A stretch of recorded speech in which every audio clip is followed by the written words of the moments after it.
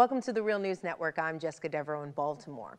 This year, due to the largest overhaul of the tax system in 80 years, North Carolina is getting rid of their earned income tax credit. This change in the tax law was passed by the GOP-controlled government in the previous legislative session. On top of that, the state's richest residents and corporations will receive large tax breaks. And the North Carolina Justice Center estimates residents will average incomes of nearly $1 million will receive a total tax cut of nearly $10,000, while the corporate tax rate will decline from 6.9% to 5% next year and could fall all the way to 3% if revenue goals are met in 2017.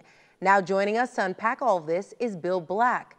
Bill is an associate professor of economics and law at the University of Missouri, Kansas City. He's a white-collar criminologist and former financial regulator.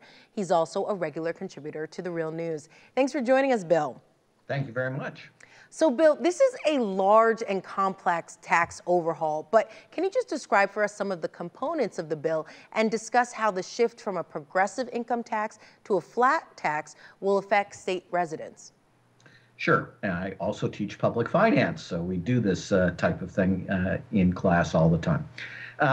First, this is not something unique to North Carolina. This is the standard playbook when the GOP gets control of a state under the Tea Party. So they move from any type of progressive tax system in which the rich pay more to a deeply regressive system in which the poor pay a higher percentage of their income. Now, the Earned Incomes Tax Credit was an idea that largely came from conservative economists like Milton Friedman. So this has been an idea that has had broad support of both parties.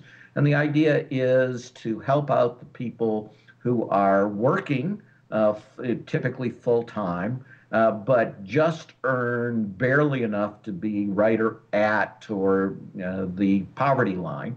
And the Earned Income Tax Credit helps these people have a little bit of additional money so kids can get to health care and shoes and things like that there. And so it's been one of the most attractive and programs to both parties. It is routinely praised by economists, and naturally, therefore, that's what they want to get rid of because they want to hurt the poor working class, which doesn't vote for them much. Bill, on the surface, this sounds to be very attractive because you have the ordinary people, their tax rate would drop from about 6 to 7% to about 5.8%. So they're at the end of the day paying less in taxes. So why isn't this favorable to working people? Well, defining ordinary people as not including people who are eligible for the earning tax credit, I think, is a dubious thing. The cutoff for the Earned Income Tax Credit in North Carolina in general was $50,000. So we're talking about a very significant portion of the working class in North Carolina.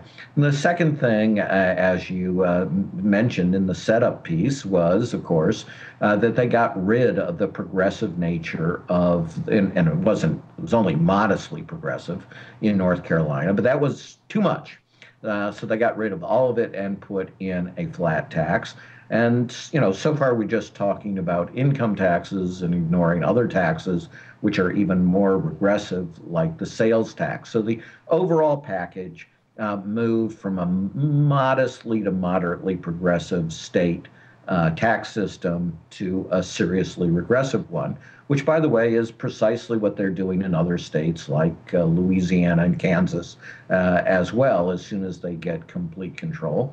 And it's part of a broader package as well to try to maintain control politically, so you get the voter suppression stuff and you get the gerrymandering of the districts as well.